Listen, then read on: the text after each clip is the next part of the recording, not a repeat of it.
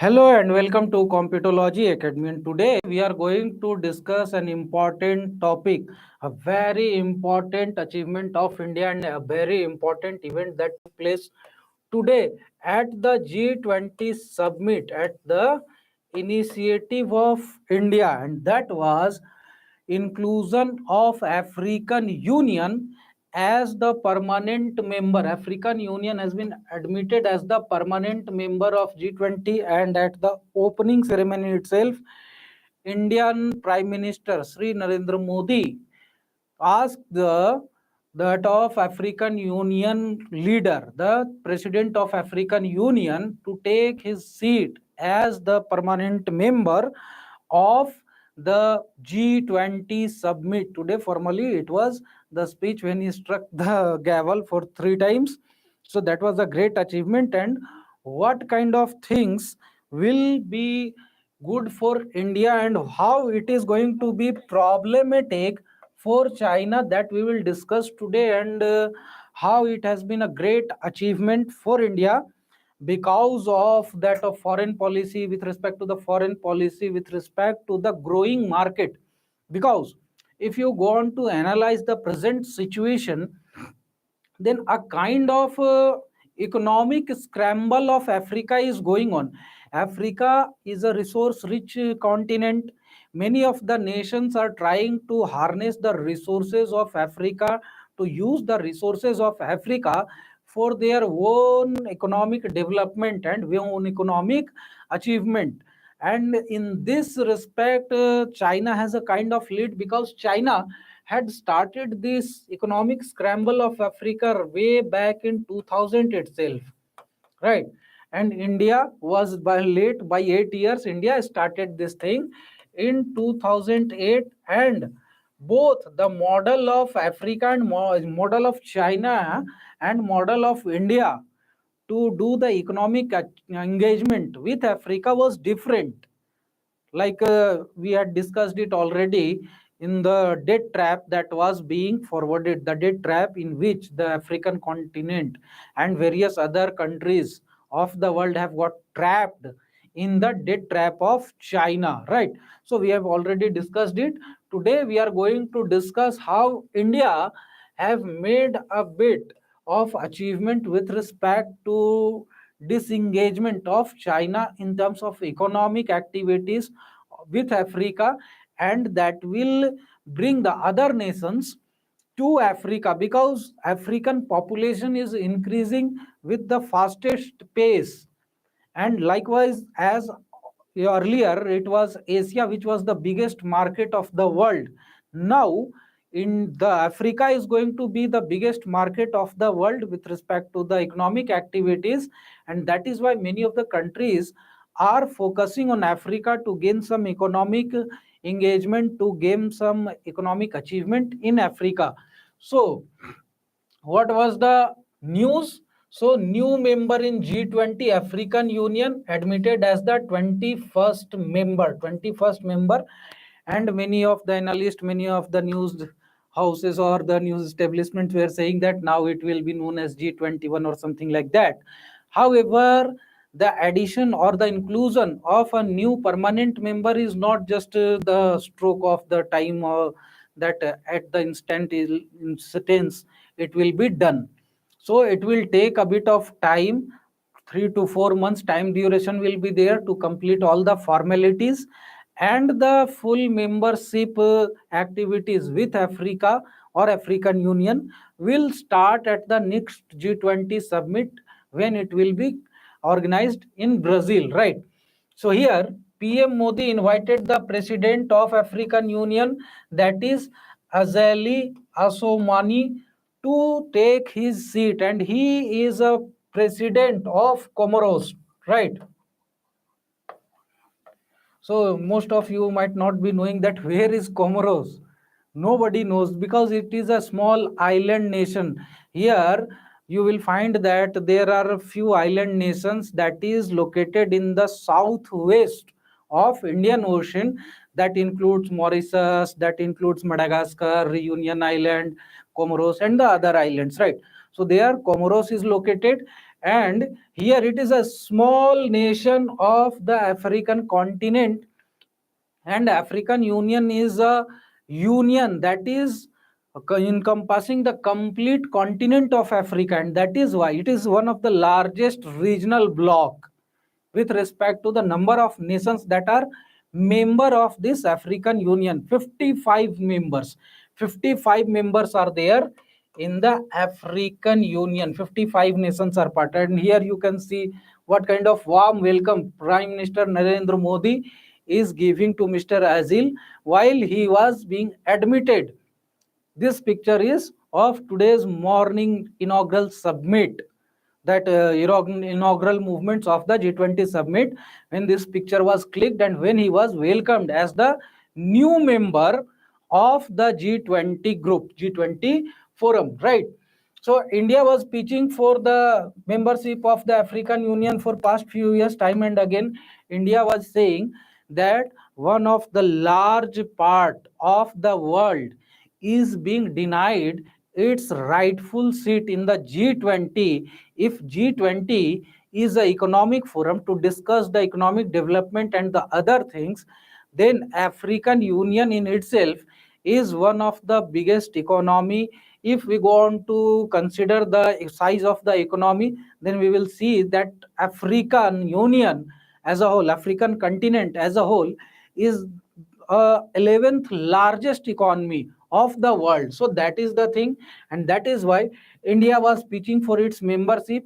And this month, this year's June, this year 2023, India started the initiative. It started to pitch it with full force. India wrote to various member nations of the G20 group, as well as the initial that of approval came from France, United States, and many other countries. However, China was reluctant to some extent, but later on it had to agree, because China itself has the largest investment in the African continent. So if it would have denied the inclusion of African Union in the G20, then it might have been so that the African continent as a whole would have gone against China, because the African Union, its members, were also pitching for it that they should be included in the G20 forum, in the G20 group. So this was the event, this was in news. And if you go on to take a look at African Union, then there are total 55 nation states, 55 members in the African Union. And out of this, only South Africa was having a membership at G20. And if you go on to see that at the initial stage, at the foundation of G20 itself, European Union was given the status of permanent member of the G20 group. However, the African Union was not included in that, or any other regional bloc was not included in that group. And because of that, what was happening? The proper representation for the global south was not there, right? What does we mean? It doesn't mean that the geographical south, but it is a kind of term that is used to denote the developed countries and the developing or underdeveloped countries. So the global south includes those countries which are either underdeveloped or developing countries, right? So here proper representation was not being given to the global south. However, now the African Union will have the same status at G20 as it is with that of the European Union, same status as the European Union in the G20 forum. And earlier, what was happening in the earlier summits of G20, the African Union was being invited as an international organization that is going to be at the summit for just the discussion and the other purposes. But the joint communique or the statement or the declarations that were being published by the G20, in those things there was no stake with the African Union. They were not having any kind of say in those kind of communiques, right? Those were just like the IMF, the World Bank, right? WHO, which are still the international organizations, they are being invited as the international organizations or the representatives of the UN. So same as that, the African Union was also being invited, right? Now the African Union will be present now onwards in the G20 summits as a full permanent member, right?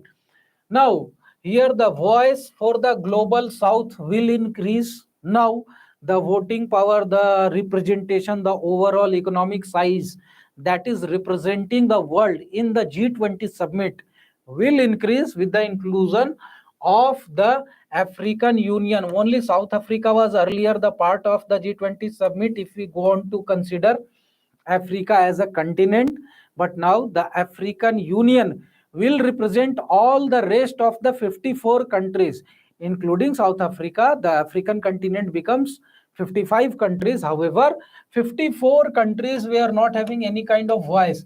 And if we go on to see in Africa, then various other countries are there which have a considerably large size of economy that should be considered at the global platform, any of the forum like that of Niger, and many other countries are there which have a good economic activity. And Europe was being represented by 5 nations plus the European Union.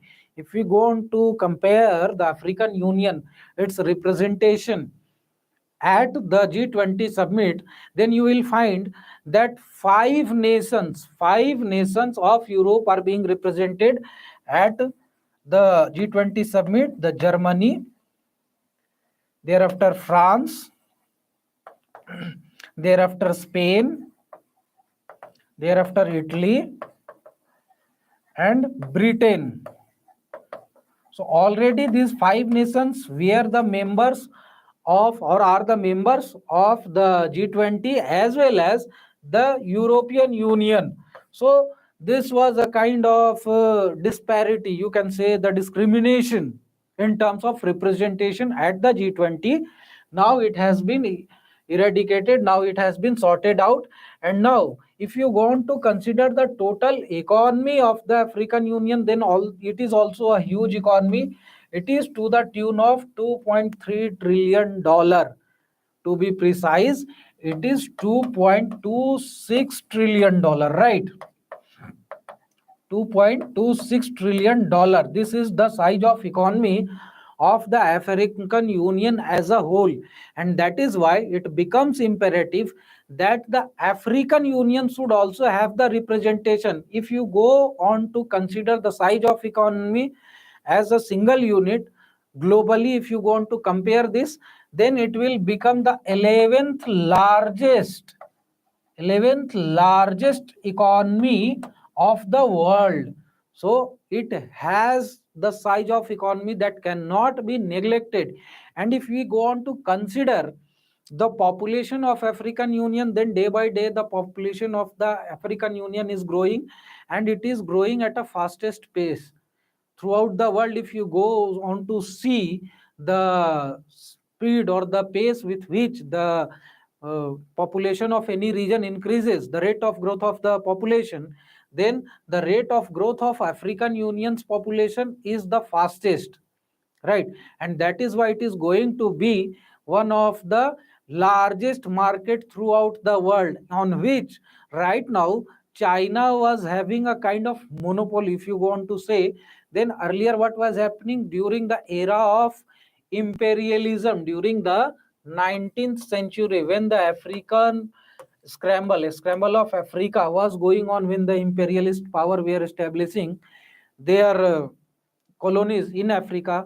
And if you go on to see the map of Africa, in the next slide we will see the map of Africa, then straight lines are the boundary lines between the different countries in Africa. So that was basically because the European powers, who were the imperialist powers, they had divided Africa among them just straight lines. They were drawing the straight lines on the map, and they said that this goes to Britain, this goes to Italy, this goes to Denmark, this goes to France, this goes to Netherlands.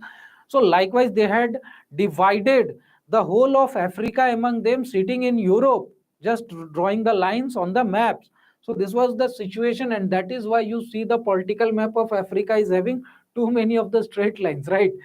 So here it is experiencing the remarkable economic growth, and that is why it was imperative that it should have the say, it should have the stake in the G20, because G20 summit was an outcome of the recession, and that is why the G20 is focusing on discussing the economic aspects of the world, how to better develop the economy, how to make the economy sustainable, how to make the economy that of the environment friendly, and different kind of aspects are being discussed at the G20 related to the economy of the world, right?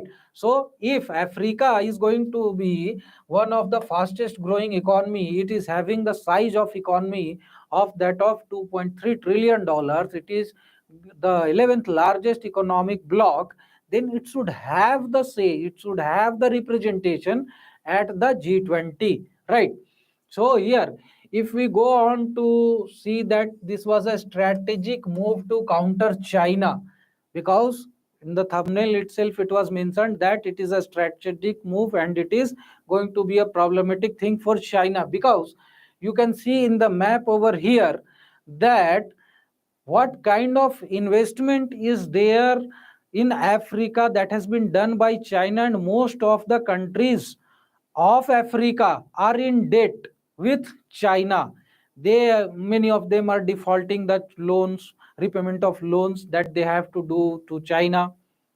One of the biggest example is in our neighbor, that Sri Lanka had to give his Hambantota port to China in on a 99 years lease. So that was the situation, right? Same is the situation with many of the countries in Africa, and here those countries which are represented in dark color, they are having the highest level of Chinese investment, and in that also you will see that the South Africa is at the top. The highest level of investment of China is in South Africa. Various projects are there that is being constructed or that is being implemented by China, and many of these countries were part of the Belt and Road Initiative. Next analysis we will go on to do for the Belt and Road Initiative itself. So if you want to consider throughout the world, then around 150 countries are the member of Belt and Road Initiative. So that is a big number, right? And here the South Africa is one of the country which is having the largest amount of investment in its nation with respect to China. And Chinese investment does not come so lenient. They are not like World Bank or the IMF or such kind of other organizations or many of the other countries which go on to give the loan at a very rebated interest rate. Chinese interest rate on its loan is very high. Basically, they are trying to start the economic imperialism, right? So that is the issue here. China is the largest investor in Africa, and almost all the nations have the investment, some kind of investment from China. Only you will see here that Morocco is one of the country which is not having any kind of investment of China, as well as Somalia, one of the country over here on the Horn of Africa, which is not having any kind of investment from China. However, most of the countries are having some kind of investment in African nations. And here the Indian government started its rapprochement to Africa, started its engagement, economic engagement with Africa in 2008. However, before it also many of the companies like Tata, like Mahindra and the other companies were functional in Africa. However, their engagement, this pace of engagement and investment, even government to government investment, started to increase, witnessed a pace, witnessed a increase after 2008, when the government of India started to engage with the African countries with a greater force. And now the other G20 countries will have a forum to discuss such kind of economic and other engagements with the African nations, even now the smallest of the African nation, like that of Comoros, which nobody knows, right?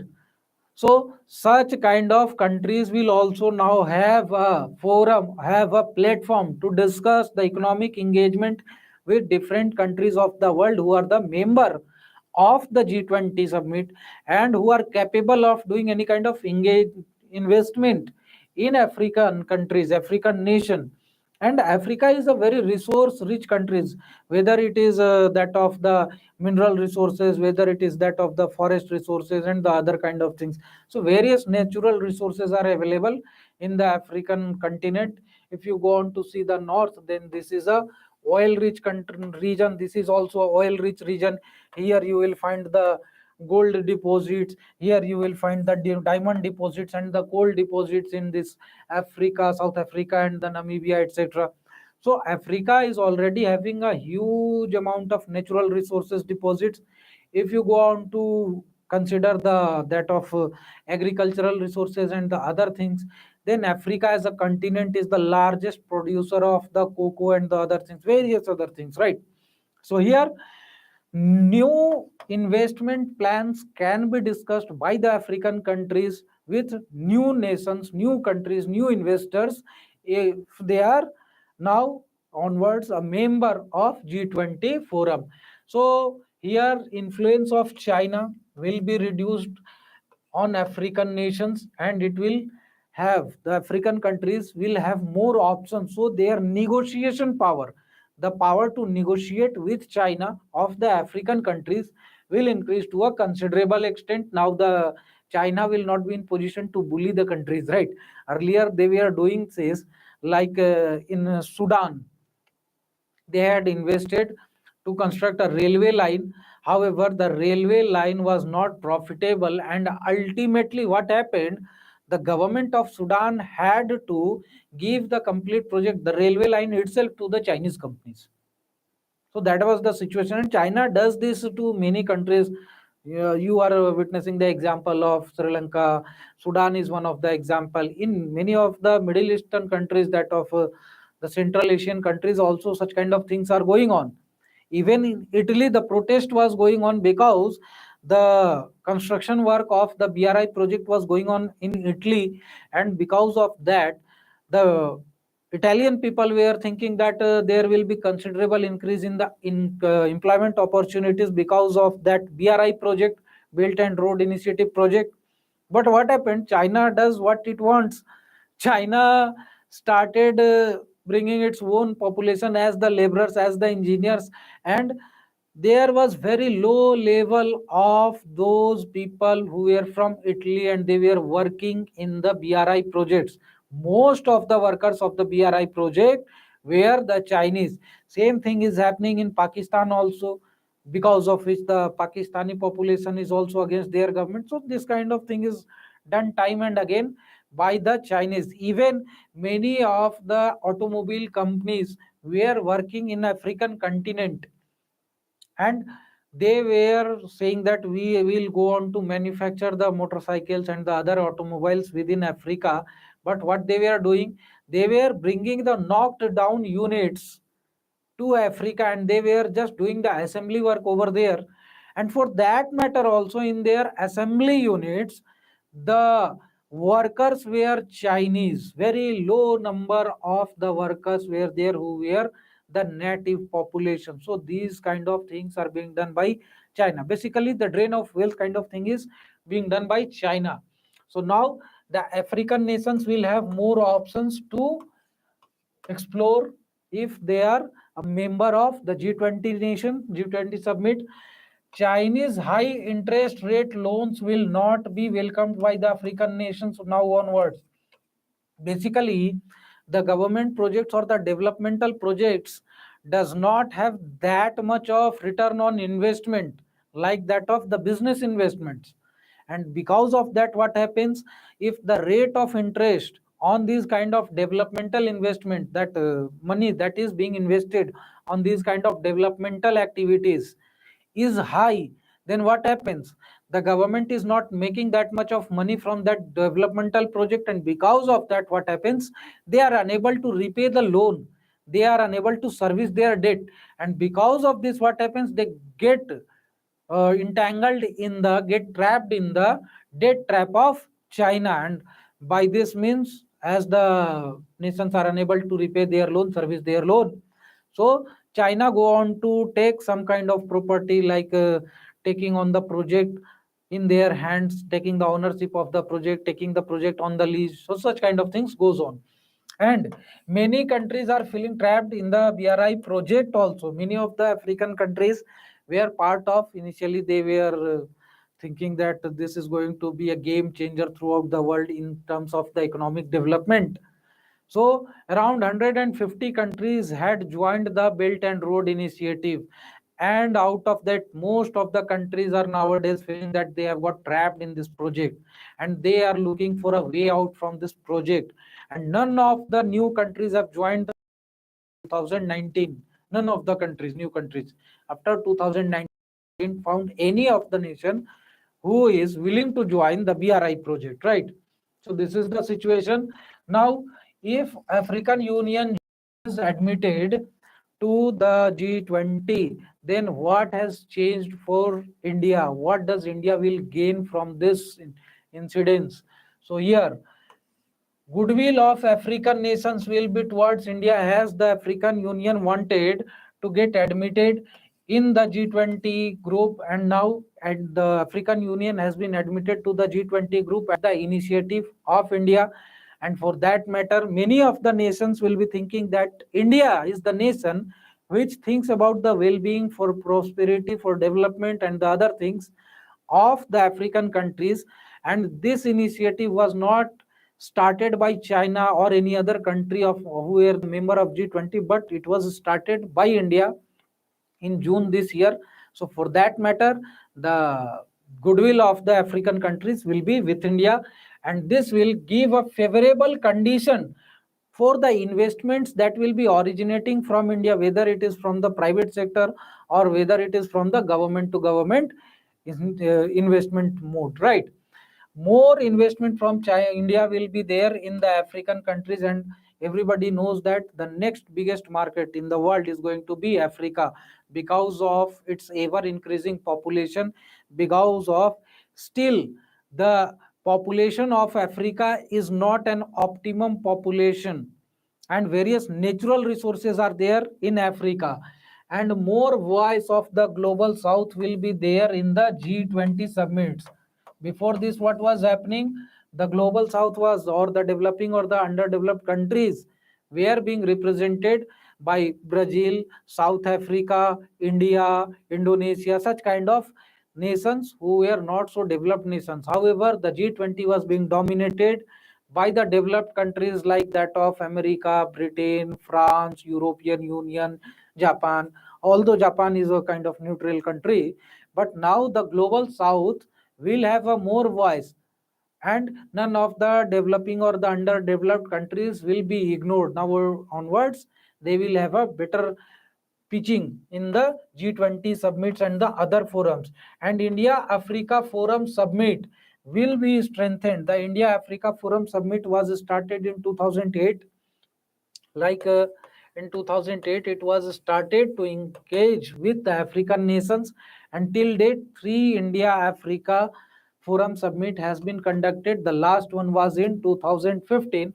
However, the government of India is planning to make this summit on a regular basis. This will be scheduled whether by yearly, after gap of 2 years, 3 years, or whatever it is, they will think it fit. So accordingly, now the India Africa Summit or India Africa Forum Summit will be strengthened because of this goodwill that India has achieved by pitching for the admission of African Union in G20 and achieving it successfully, right? Next, the dominance of China in the Indian Ocean can be countered now onwards, will be countered now onwards, because many of the African Union members are island countries, that of Mauritius, that of Comoros, Madagascar. So here also Reunion Island, the whole island nations are the member of that of the African continent, African Union, and they are located in the southwest of the Indian Ocean. And now here India can be in a better position to counter the investments, the infrastructures that are, or the dominance that are being developed in these island nations, that is being done by China, right? So India will be in a better position. So here we finish off the discussion, and here is a short information for you all. Go on to subscribe the channel, press the bell icon, and write UPSC in the comment section, and we will conduct a lucky draw where we will provide the free of cost the complete study material package of UPSC to one lucky winner, and two lucky winners will get the test series, the complete test series, that is of 28 tests, 28 tests, in which the 20 tests are of GS and 8 tests of CSAT, right? So this complete test package will also be given to the lucky winners, as well as will get the complete set of the books that is beneficial for the UPSC preparation. Just you have to go on to subscribe the bell icon and write UPSC in the comment section, and also share the channel, right? And if you have watched the video till the end, then please consider subscribing the channel and press the bell icon. If you have liked the videos, then go on to share it also. Here we finish off, and in the next analysis session we will discuss about the ill effects of the BRI on China itself. How does China has become a Bhasmasur as self-immolation work is being done by China? So in the next video, we will go on to discuss that. Here we finish off. Thank you very much and have a nice day.